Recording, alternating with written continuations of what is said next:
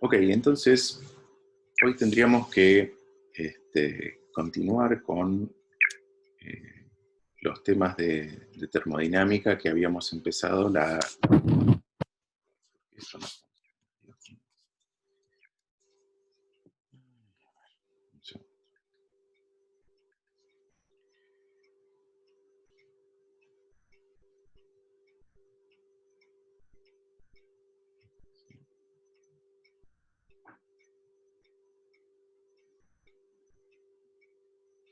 Ok, bueno, entonces en la clase pasada habíamos introducido el concepto de temperatura, ¿sí? A través de la ley cero, y habíamos presentado digamos, una manera bien específica para medirla, que es algo que uno necesita para ir más allá de la subjetividad que tiene, digamos, uno a través de la percepción, a través de los sentidos. ¿Okay? Hoy tendríamos que introducir el segundo concepto importante, que es el calor, ¿sí? Que es de alguna manera aquello digamos, que se transmite en función de la diferencia de temperatura que hay entre dos cuerpos, y de nuevo vamos a,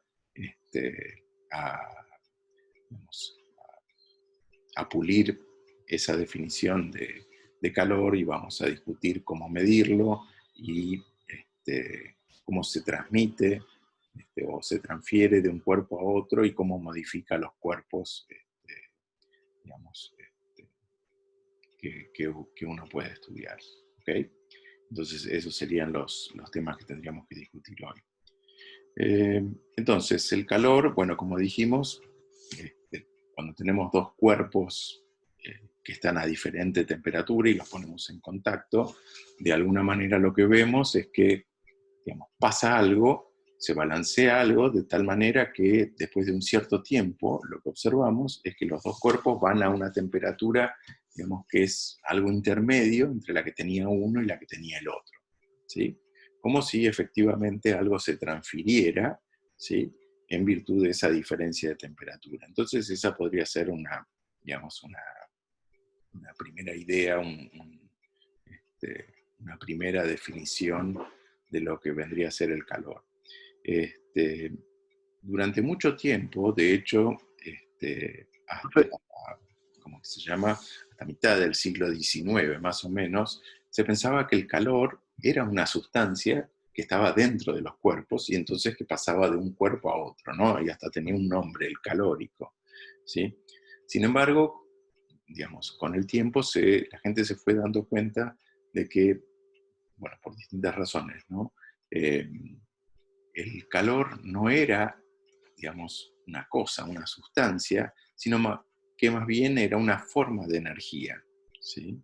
Digamos, la razón por la cual, digamos, la gente empezó a pensar que no era algo que estaba en los cuerpos, sino, digamos, una forma de energía, era que simplemente haciendo trabajo sobre los cuerpos uno podía obtener una cantidad, digamos, ilimitada de calor. O sea, uno podía extraer, digamos, por rozamiento, por ejemplo, tanto calor como uno quisiera. Y justamente a mediados digamos, del siglo XIX es cuando, digamos, Joule demuestra efectivamente que hay, digamos, una relación, digamos, exacta entre el trabajo mecánico realizado y digamos, y el calor.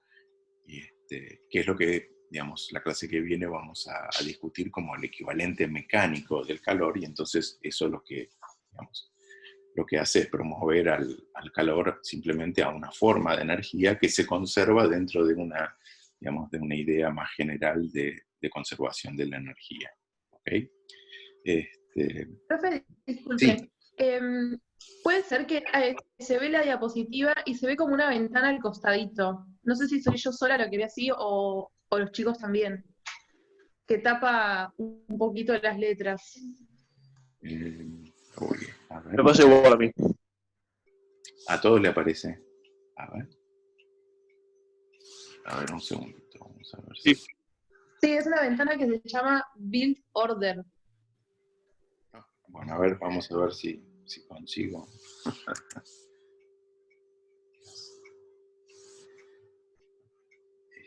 ver ahí. Ahí está, profe, ahí ya ¿Ah? se fue. ¿Veo bien? Sí, sí. Sí, sí, perfecto. Bueno, a ver, soy medio maleta. Bueno, muy bien. Entonces, ¿dónde estábamos?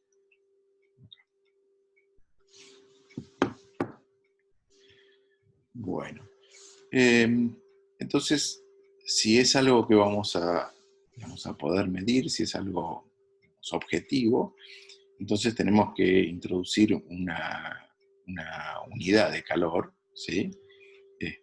Para definirlo. Y bueno, entonces la manera de definir es justamente a partir del cambio, digamos, de temperatura que produce en un cuerpo.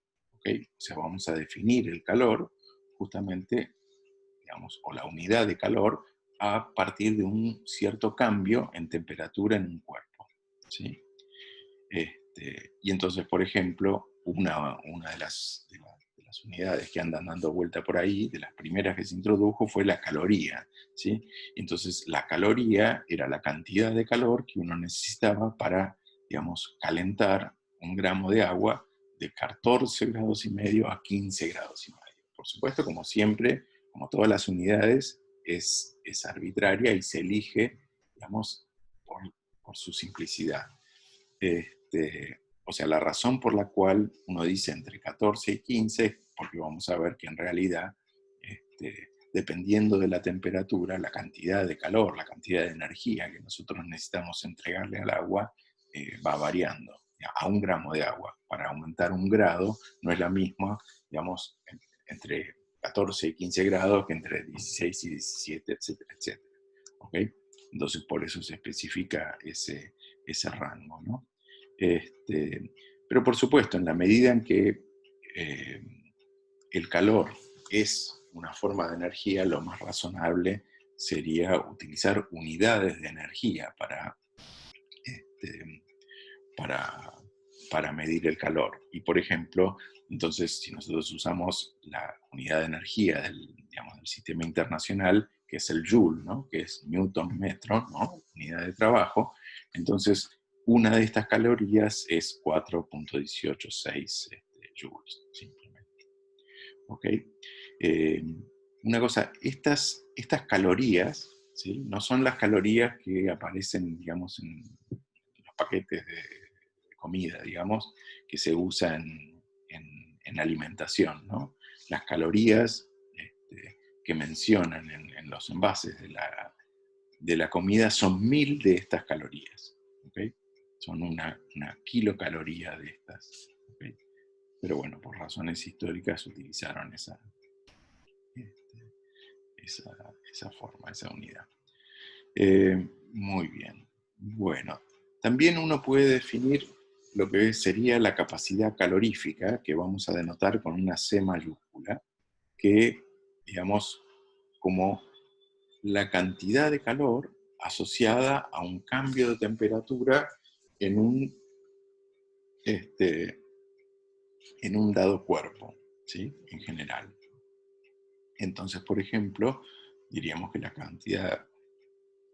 capacidad calorífica va a ser, digamos, delta Q, o sea, el calor, digamos, absorbido asociado a un cambio de temperatura delta T. Y esto, por supuesto, digamos, es característico de cada, digamos, objeto, de un objeto que uno esté analizando, ¿sí? Si queremos, digamos, ser un poco más generales, podemos definir el calor específico, que vendría a ser, digamos, la capacidad calorífica que recién introdujimos, pero por unidad de masa, ¿sí? Entonces vendría a ser la cantidad de calor dividido, digamos, la masa. Y entonces esto sería una característica no de un objeto particular, no de un cuerpo particular, sino de un material, del material con que está hecho, digamos, ese objeto. ¿Ok?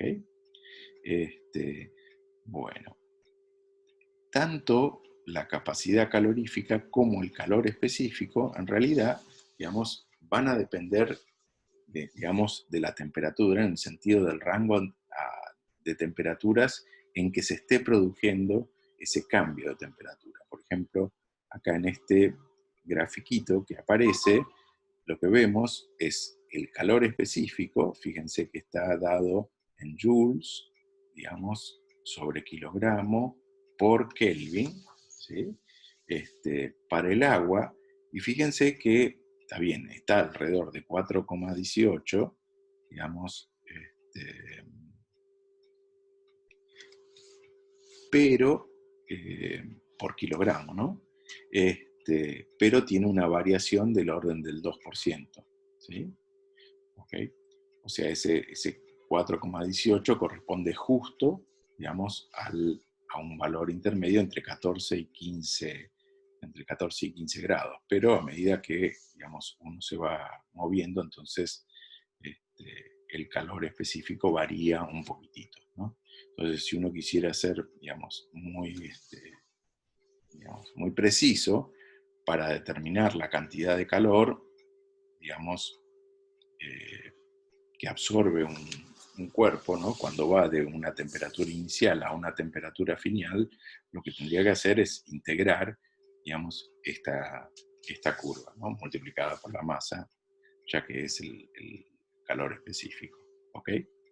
Y bueno, en la medida en que, digamos, si uno no necesita tanta precisión, uno puede aproximar digamos, como si fuera el calor específico constante, y entonces sí, en ese caso es simplemente el producto del calor específico por la masa, por la diferencia de temperatura. ¿Ok?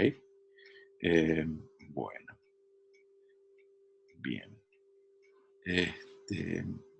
¿Qué más?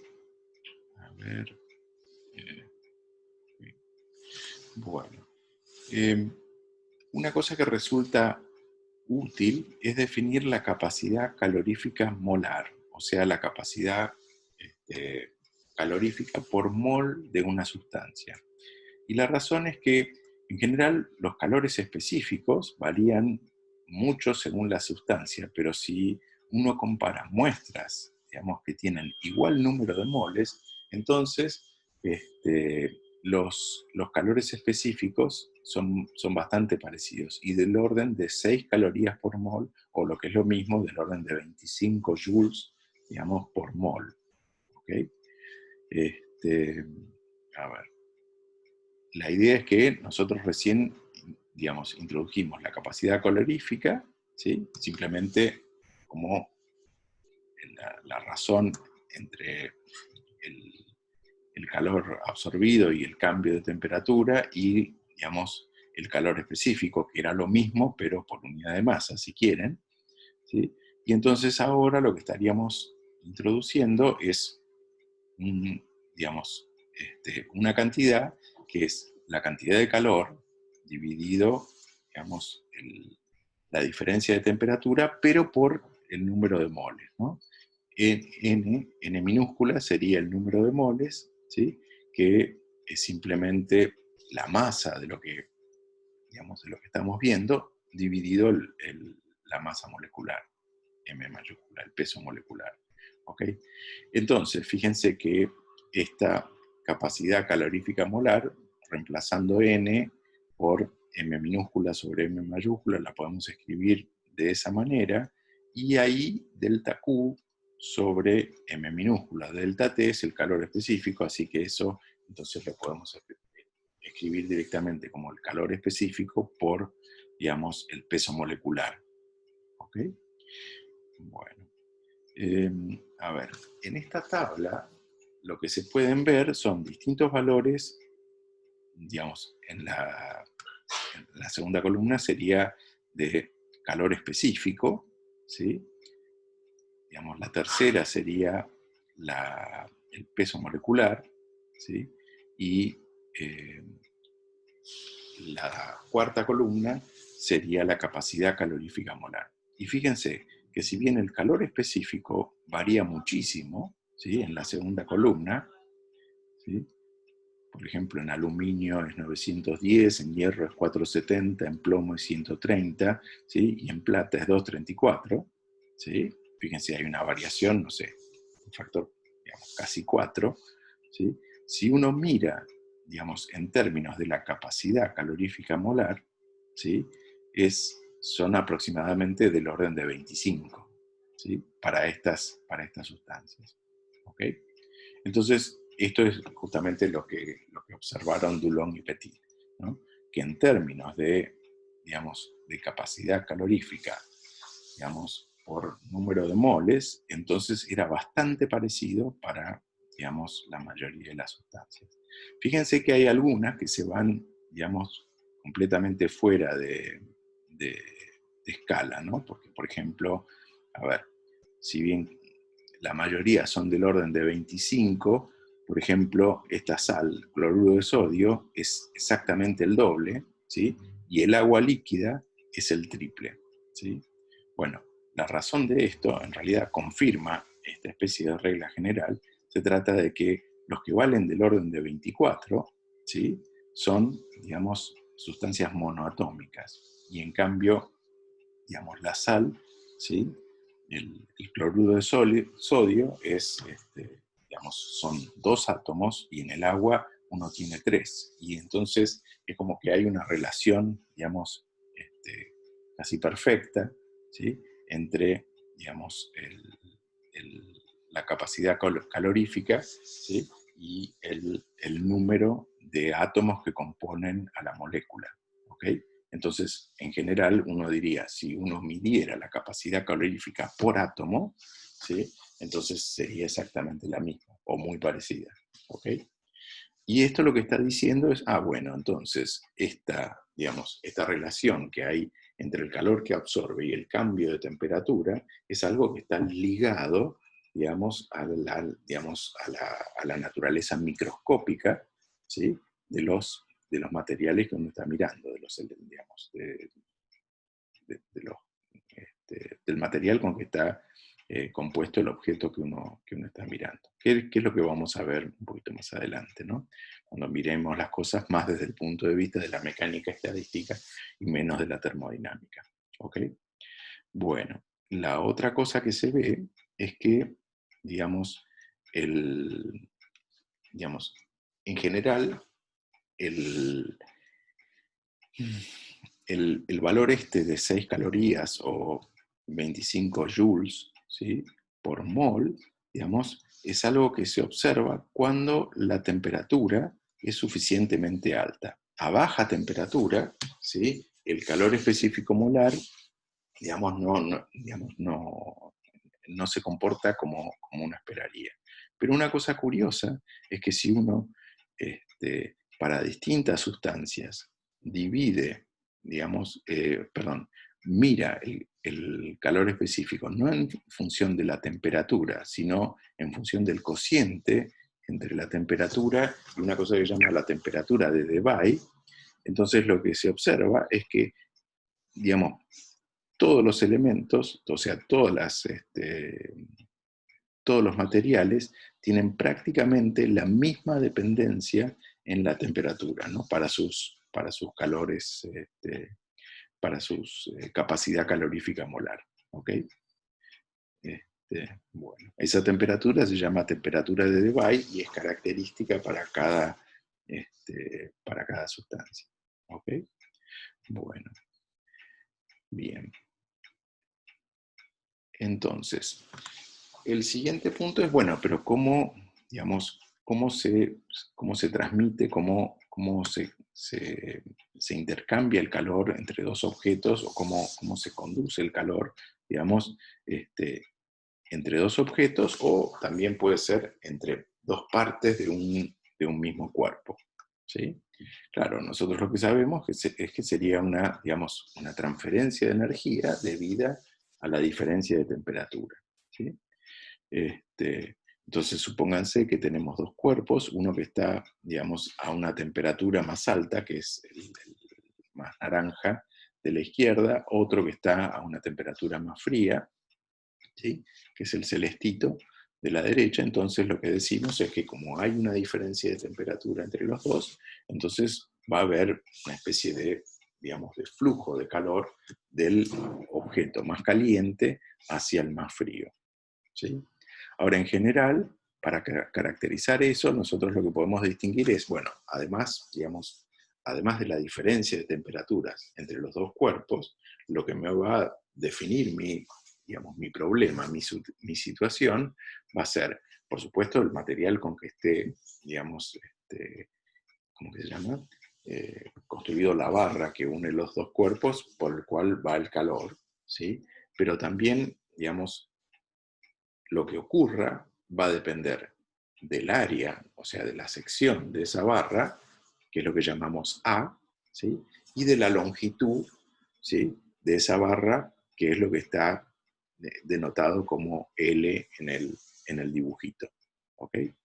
Entonces, nuestra corriente de calor o flujo de calor, que vendría a ser, bueno, la cantidad de calor, ¿sí? Que pasa de un lado a otro por unidad de tiempo, ¿sí? Ese de Q a dt, o sea, sería un delta Q sobre delta T de tiempo, ¿no? No de temperatura. El de temperatura siempre es con T mayúscula, ¿ok?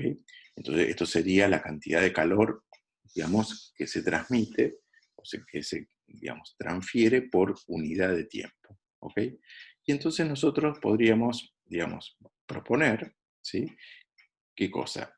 Bueno, ese flujo de calor, fíjense, va a ser tanto más grande cuanto mayor sea la diferencia de temperatura entre el objeto frío y el objeto caliente.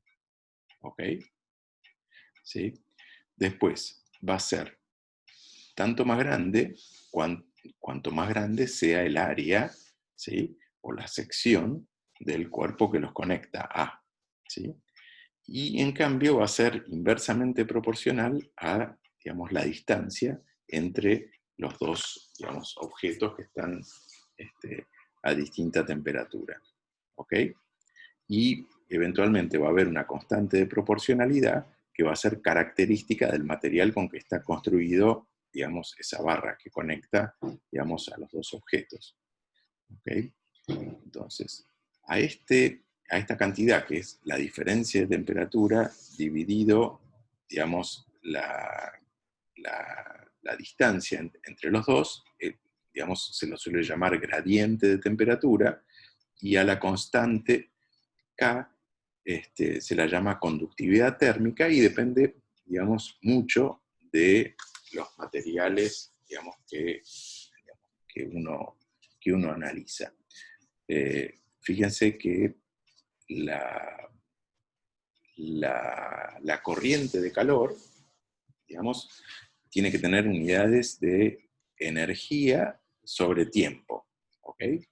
Digamos, energía sobre tiempo en el sistema internacional serían, digamos, los watts, sería Newton, Newton metro, o sea, Joule, sobre segundo, y eso es, digamos, un watt. Pero además, digamos, entonces, la conductividad térmica, esa constante, tendría que tener unidades de, digamos, de watt, digamos, ¿se llama? De watt. Y para, digamos, para cancelar el gradiente, ¿sí? Para cancelar el gradiente, digamos, tiene que haber un Kelvin y para cancelar una unidad de metro. ¿Ok? Bueno. Bueno, si se fijan, por ejemplo, para el caso de los metales, la conductividad térmica, ¿sí? Es muchísimo mayor que para, digamos, otros materiales, otros sólidos que son no metálicos. ¿Ok? Y, digamos, y para los gases es todavía, digamos, mucho menor que para los sólidos. La razón de esto, de vuelta, tiene que ver cómo, digamos, con cómo interactúan, digamos, los átomos o las moléculas que componen a las distintas sustancias. En general, digamos, en los sólidos, en la mayoría de los sólidos, uno, digamos, puede pensar el sólido como una especie de red, ¿sí?, de átomos que están interactuando entre ellos, digamos. Y de alguna manera, digamos, la temperatura a la que están, ¿sí?, está relacionado con el estado de movimiento que tienen, como dijimos la vez pasada, ¿sí?, esos núcleos alrededor de esos átomos, perdón, alrededor de su posición de equilibrio. Entonces, cuando hay una transferencia de calor, lo que pasa es que, digamos, se va transmitiendo de un, digamos, átomo a otro de la red digamos, el, eh, el estado de movimiento. ¿Ok? Y eso es lo que determina la transferencia de calor en el caso de los sólidos. ¿Sí? En el caso de los metales es distinto. En el caso de los metales, ¿sí?, lo que ocurre es que además de esa red, digamos, de átomos, existe, digamos, como una especie de autopista de electrones, ¿sí?, que no están, digamos, ligados digamos, a un átomo particular, sino que se intercambian y que se mueven, digamos, a lo largo de la red de electrones, de la red de átomos. Y entonces, de esta manera, la transferencia de energía cinética, la transferencia, digamos, de calor, es, digamos, mucho más fácil. ¿Sí? Entonces, típicamente, los materiales que conducen la electricidad también transmiten mucho más fácilmente, digamos, el calor. Y por eso la conductividad térmica es muchísimo más alta. ¿Ok? ¿Sí? ¿De acuerdo? Bueno. En cambio, en el otro extremo, digamos, lo que tenemos son, digamos, los gases, donde las moléculas tienen, digamos, una interacción muchísimo más débil entre ellas. ¿Okay? ¿Sí? Y entonces, debido a esto, la transmisión digamos, del calor, la transmisión de la energía cinética es mucho menos efectiva que cuando uno está digamos, en una especie de red cristalina. ¿Okay? Bueno. Esta forma que tiene digamos, la corriente de calor en términos del gradiente, ¿sí?, lo que hace es que, por ejemplo, digamos, si nosotros tenemos el doble de área, entonces, fíjense, basta ver la expresión para ver que, digamos, vamos a tener digamos, una transferencia de calor mucho mayor. ¿Ok?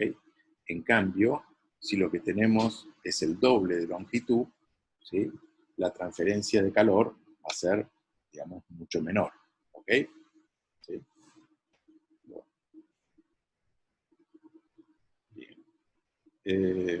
En general, uno puede escribir, digamos, entonces, esta corriente de calor, que es cantidad de calor por unidad de tiempo, en términos de, digamos, del gradiente, y ahora fíjense que, digamos, para que la cantidad de T, ¿sí?, diferencial de T sea positiva, ahora me aparece un signo menos, ¿sí?, en el gradiente.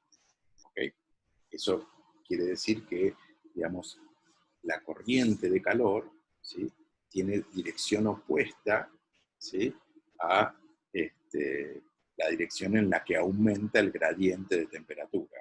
¿Sí? O sea, la corriente de calor siempre va de lo más caliente a lo más frío. ¿Ok? ¿Sí? Eso simplemente es lo que quiere decir el signo menos. Muy bien.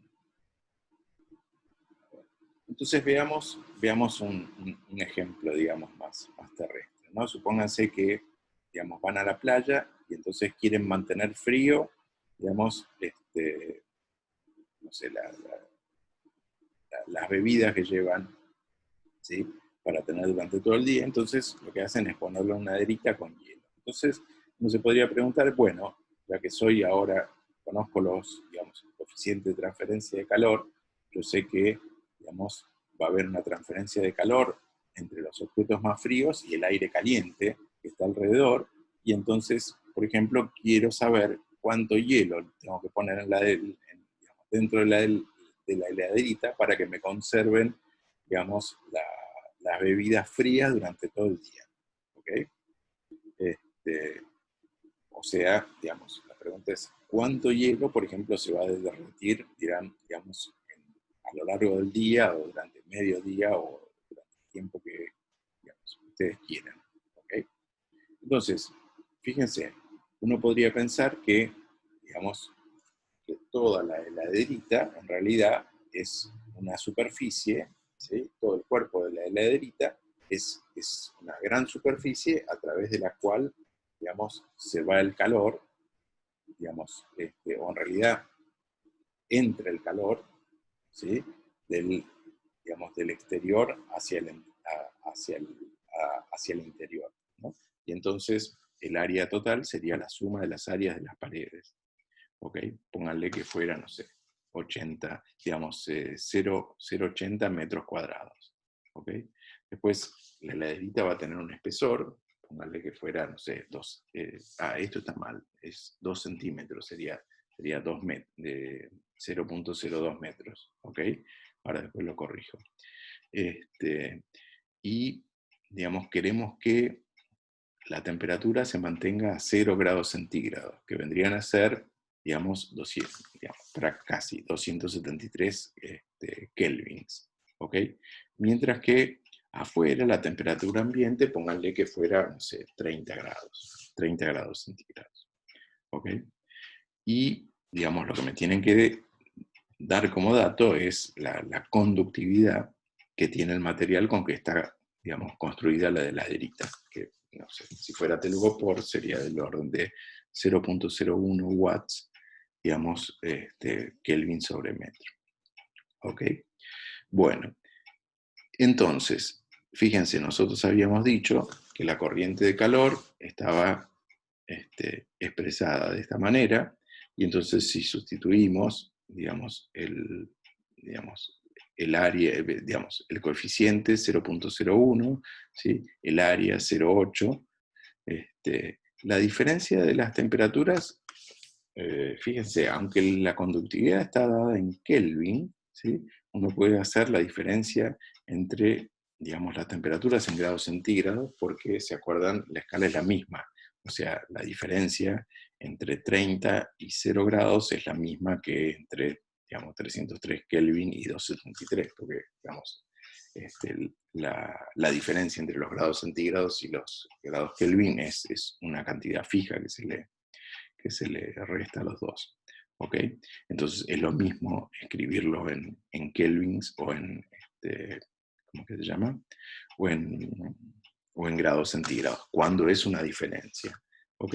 Y el resultado entonces tiene que ser en watts. Si hacen la cuentita, eso le da del orden de 12, uy, de vuelta metí la pata, del orden de 12 watts, que son, no, está bien, que son 12 joules por segundo. ¿Ok? Bueno. Bueno, si uno quisiera calcular entonces cuál es el flujo de calor durante todo un día serían, digamos, 60, digamos, en segundos, serían estos 86.400 segundos que vienen a multiplicar, digamos, los 60 segundos que tiene un minuto por los 60 minutos que tiene una hora por 24, digamos, horas que tiene un día, y entonces el calor, que sería el flujo de calor por tiempo, ¿sí? Sería del orden de 1,04 por 10 a la 6 joules. ¿Sí?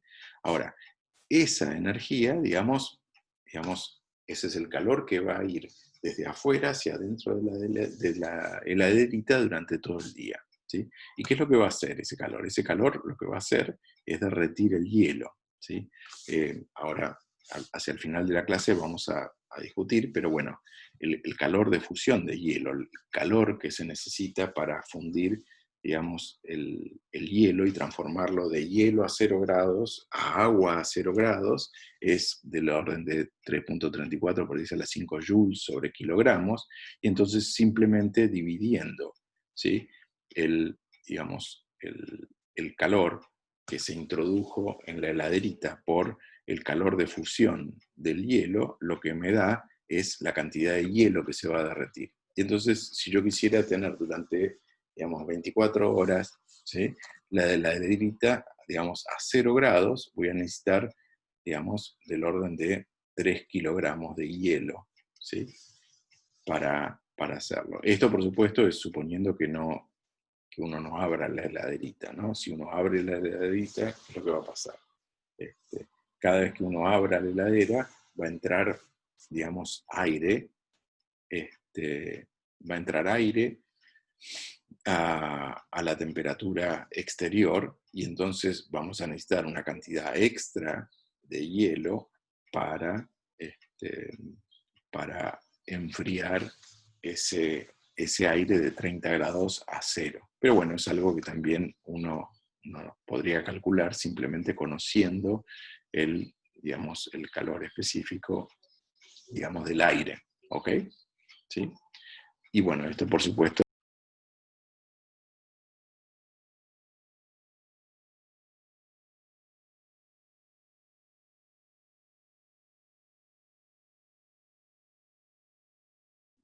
Eh,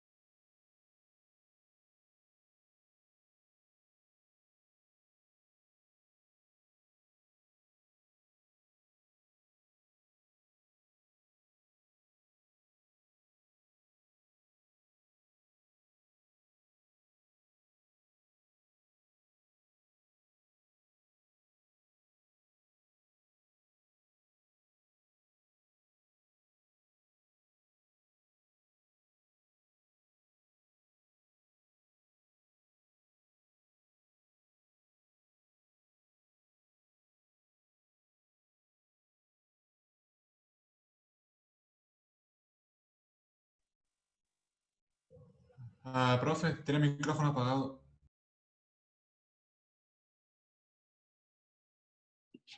A ver, ¿ahora? Ahí sí.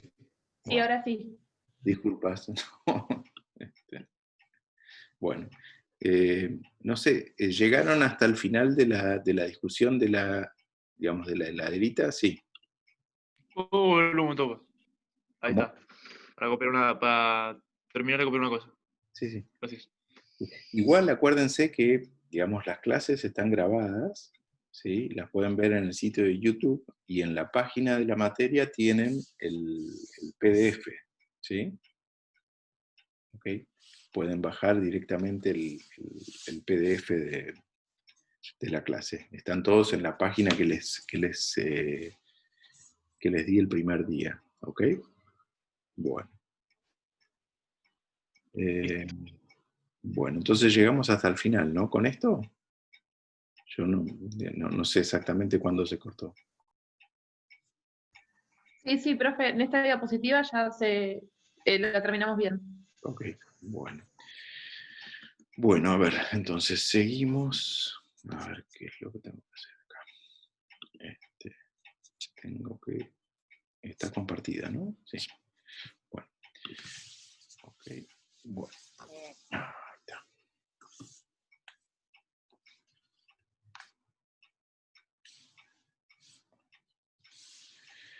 Ok, un concepto que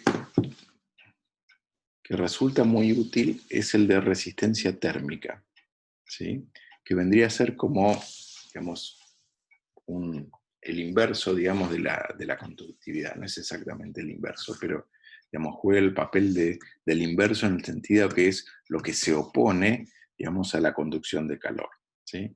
Supónganse que, bueno, nosotros habíamos escrito recién, digamos, esta expresión para, digamos, la corriente de calor, ¿sí? Entre dos temperaturas, ¿ok? Bueno, la idea, ¿sí? Es escribir, ¿sí? Definir, si quieren, la resistencia térmica como, digamos, L sobre K, ¿ok? O sea, el cociente entre la conductividad térmica, ¿sí? Y la longitud L a la menos 1. ¿Sí? Ahora, la ventaja de definir esto es lo siguiente. Imagínense que, digamos, tuviéramos una conducción de calor, ¿sí? Pero que es a través de dos materiales distintos, ¿sí? Entonces tenemos una transferencia de calor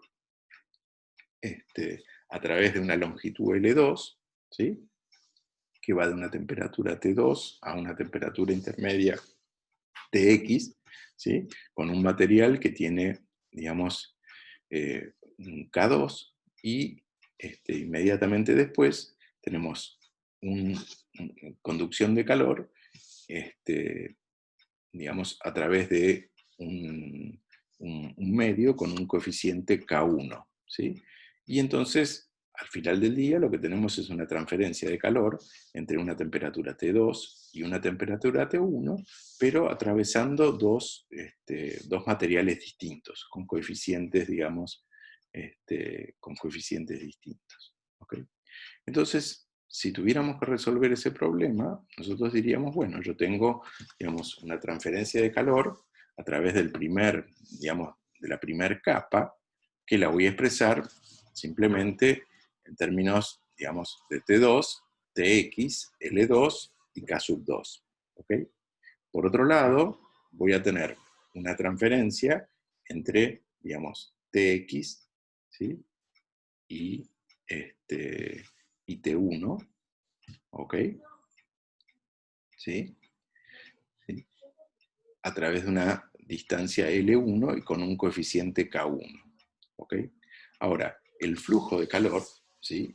Tiene que ser el mismo a través, digamos, de las dos barreras, porque si no se estaría acumulando calor, digamos, si lo que pasa, digamos, a través de la primera pared fuera distinto de lo que pasa a través de la segunda, entonces se estaría, digamos, acumulando calor en el medio, ¿ok?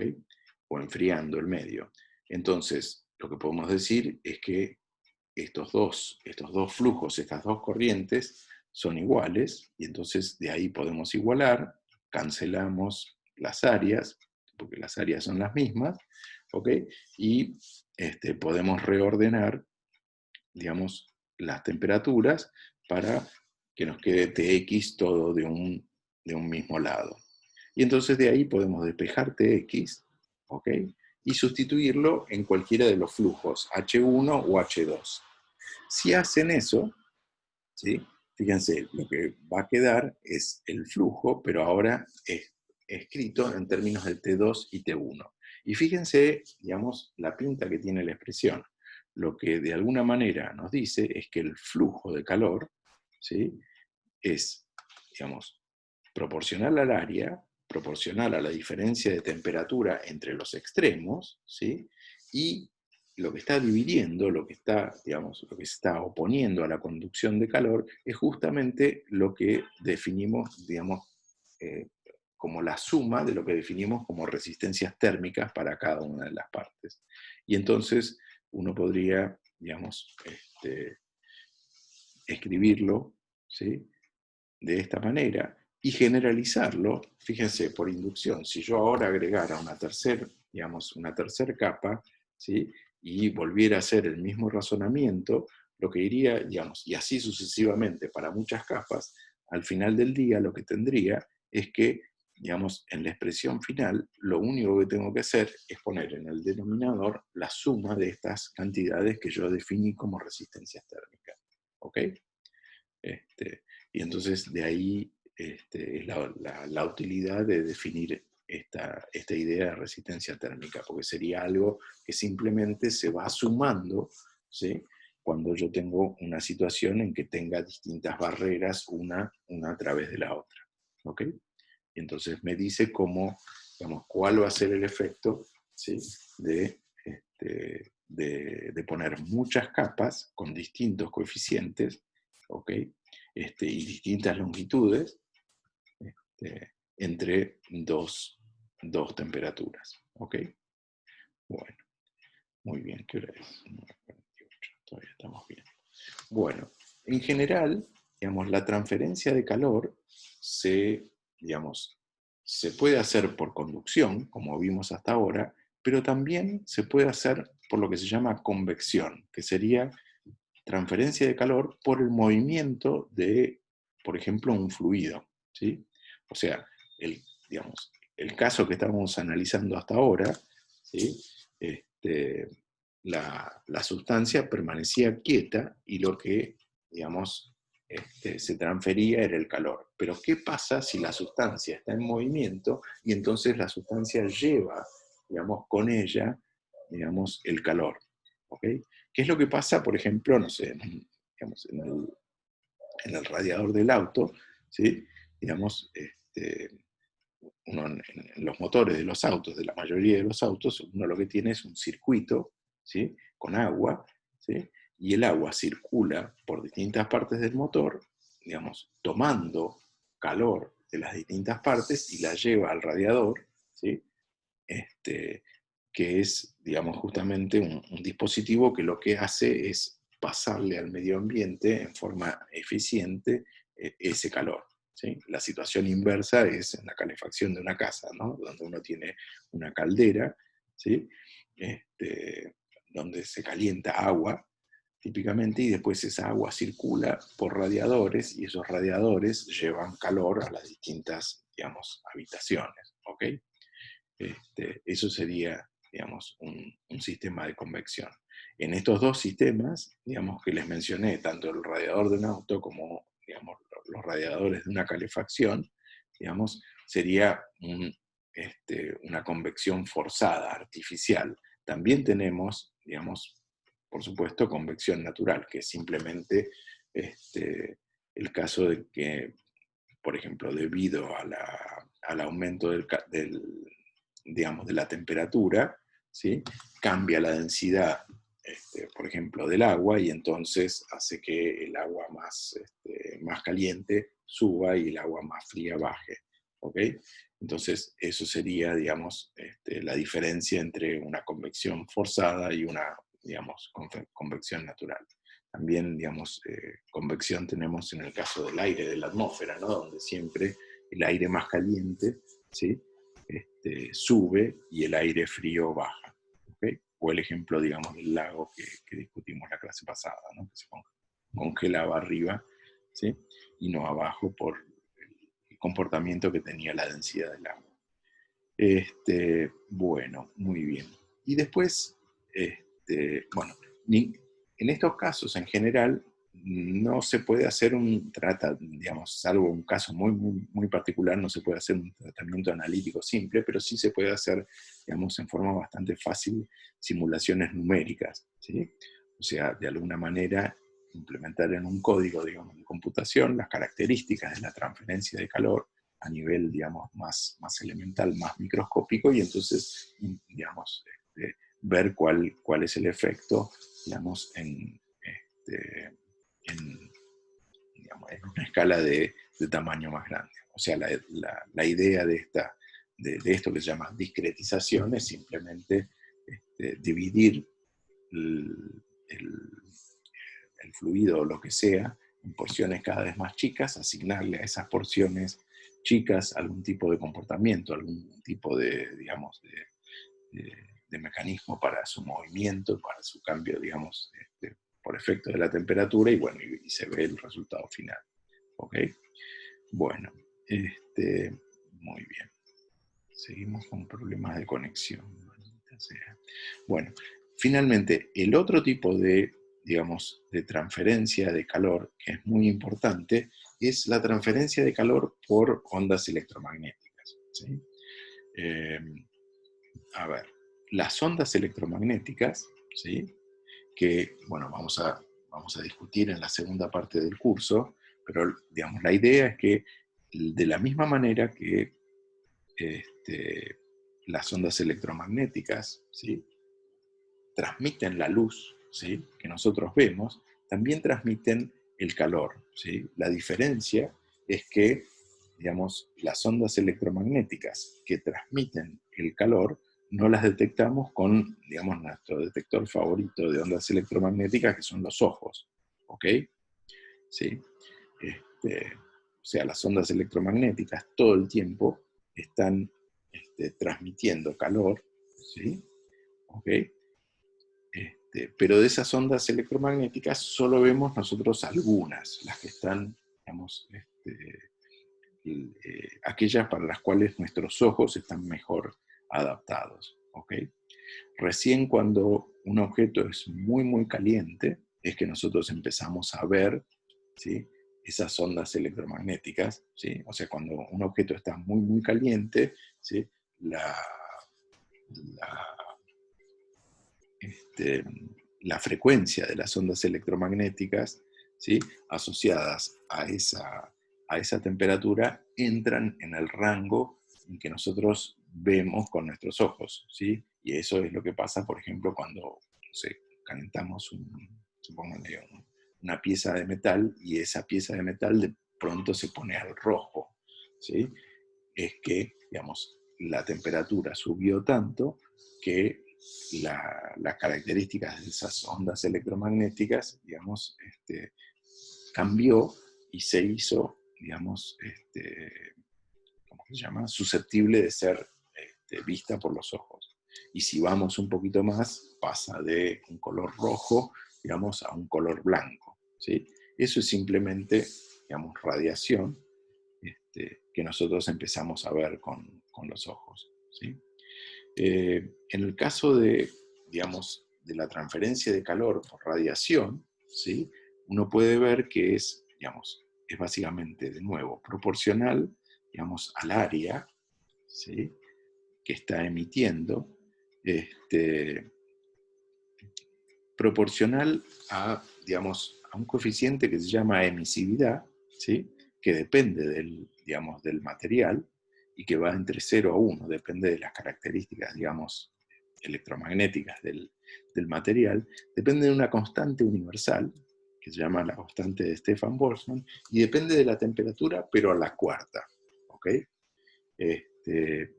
La temperatura entra, digamos, no en forma lineal, como en el caso de, digamos, de la conducción del calor, sino como va como la temperatura a la cuarta. Con lo cual, digamos, hay algunas diferencias importantes. Bueno, ahora, así como, digamos, un cuerpo caliente emite calor en forma de radiación electromagnética, también la absorbe. Y cuanto mejor emisor es, también, digamos, va a ser más eficiente como, digamos, como cuerpo absorbente. ¿Ok? ¿Sí? Bueno. Bueno. Y por supuesto, el mejor emisor sería también el que mejor absorbe. Ahora, el que mejor absorbe es el que básicamente menos refleja, ¿sí? Entonces, típicamente, un cuerpo negro, ¿sí? Un cuerpo negro que no refleja la luz, fíjense, es un cuerpo que está absorbiendo la cantidad de luz, digamos, mayor posible. ¿Ok? Bueno, de la misma manera, ese cuerpo negro también va a ser el que más fácilmente, ¿sí? emita radiación electromagnética. ¿Ok? Bueno, veamos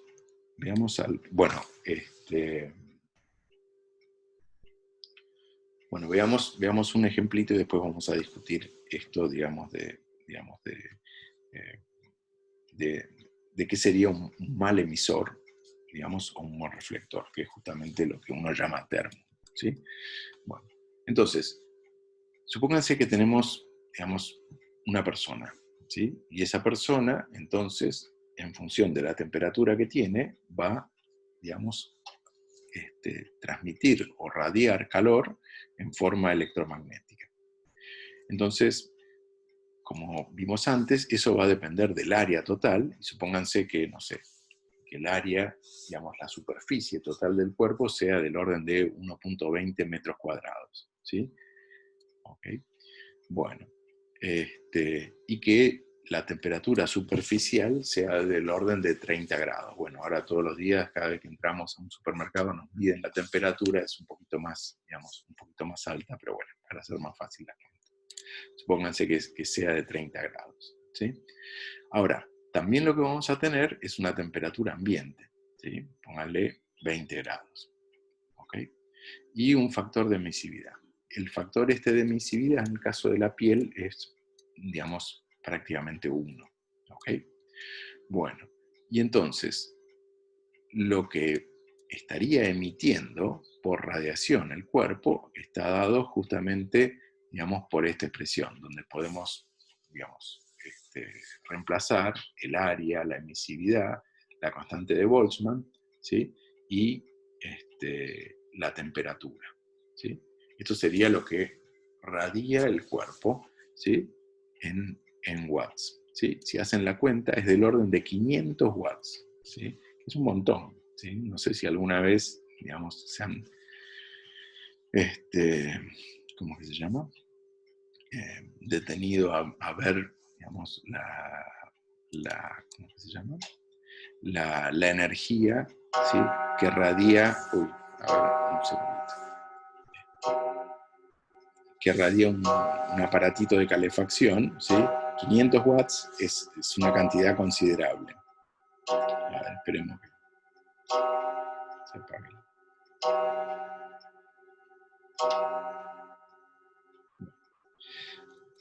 Por otro lado, digamos, además de radiar, el cuerpo está absorbiendo. ¿Qué es lo que está absorbiendo? Está absorbiendo, ¿sí? La radiación electromagnética, ¿sí?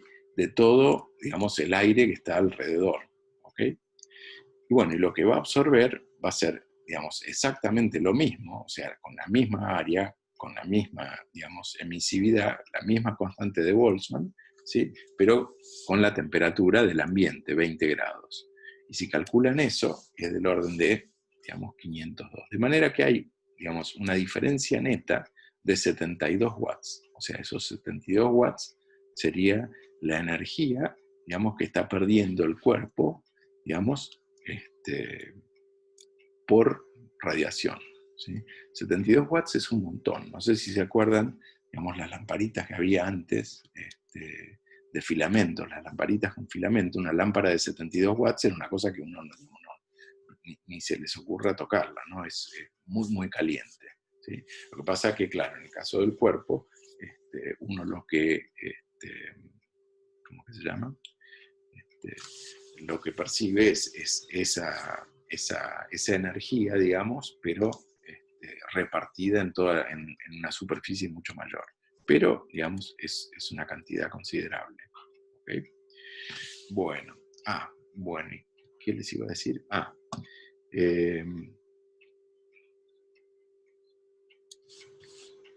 El otro ejemplo, ¿sí? Digamos, el otro ejemplo interesante, digamos, para analizar, ¿sí? Es el de los termos, ¿sí? Los termos, en especial los termos antiguos, no sé si se acuerdan, eran esos termos que eran de vidrio. Si uno miraba, digamos, la parte interior, ¿sí? Era un recipiente de vidrio que en realidad tenía dos paredes, ¿sí? Y esas, digamos, era como si fueran dos recipientes, uno adentro del otro, ¿sí? Y entre medio había hecho vacío, ¿ok?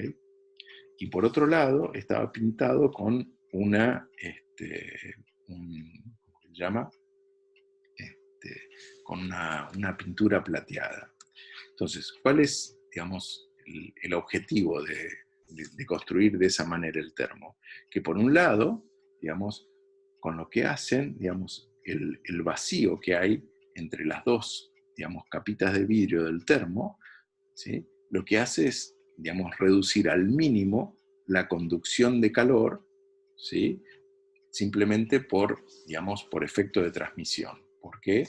Porque, digamos, ese aire a muy baja presión, ¿sí? Conduce pésimamente el calor. Y por otro lado, la pintura plateada o la pintura metálica que tiene el termo, lo que hace es reducir al mínimo la radiación, tanto, digamos, de adentro hacia afuera, como de afuera hacia adentro. O sea, reducir al mínimo posible la radiación entre, digamos, el interior y el exterior del termo. Y por eso es tan eficiente y por eso conserva calor. ¿Ok? Bueno. Muy bien. Uf. Bien. Bueno, el último tema que tendríamos que discutir es el de los cambios de fase, ¿no? Que el calor en general hace cambiar de fase la materia. La fase, digamos, son estados, digamos, específicos en los que se puede presentar la materia, como por ejemplo sólido, líquido o gaseoso, ¿sí? Entonces, digamos, en general, para pasar, digamos, de una fase a otra, es necesario, digamos, entregarle al cuerpo una cierta cantidad de calor, ¿sí? Ese calor, digamos, no modifica la temperatura digamos, del cuerpo mientras se está dando el cambio de fase, sino es que simplemente lo que hace, ¿sí? es modificar, digamos, las uniones entre los distintos átomos para que, digamos, el material pase de un estado a otro, ¿sí? Típicamente en un estado sólido lo que tenemos es que, digamos, los átomos están, digamos, más fuertemente unidos entre ellos. En un líquido, digamos, menos, y en un gas, digamos, en un gaseoso es cuando, digamos, la interacción es mínima, ¿ok? Entonces, digamos, uno puede definir lo que sería, digamos, el calor latente de fusión, que es el calor, digamos, el calor necesario para transformar digamos, un sólido en un líquido, ¿sí? Y un calor, digamos, latente de vaporización, ¿sí? Para transformar el líquido, digamos, en gas, ¿ok? Y por supuesto, es distinto para cada material, ¿sí? Acá lo que vemos en este grafiquito sería, digamos, cómo se va modificando la temperatura en el eje vertical, digamos, en función del tiempo, si nosotros le entregáramos en forma, digamos, constante una cierta cantidad de calor. Entonces, digamos, por ejemplo, arrancaríamos en el origen de coordenadas con, supónganse que tenemos hielo a menos 25 grados centígrados. Entonces, digamos, durante un cierto tiempo, ¿qué es lo que vamos a tener? Ese calor simplemente lo que va a hacer es ir aumentando la temperatura del hielo, que va a pasar, digamos, de menos 25 a 0, según, digamos, el calor específico característico del hielo, ¿ok? ¿Sí? Ahora, cuando llega a 0 grados, ¿sí? A partir de ese momento, ¿sí?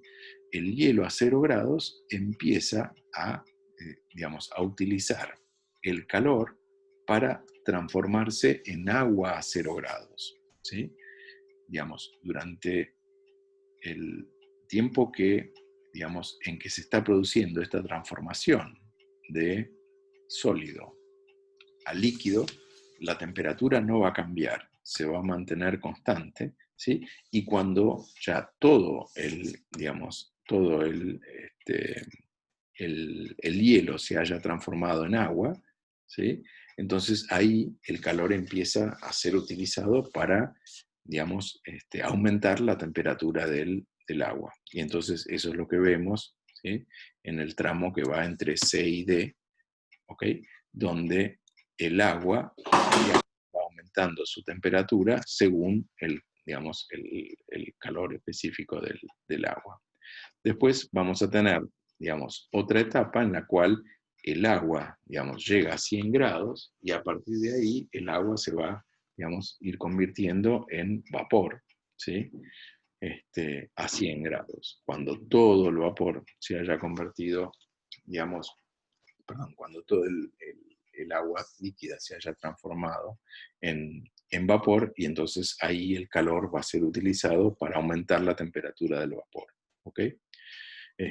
Y el comportamiento ese va a estar determinado por el calor específico, digamos, del vapor, ¿ok?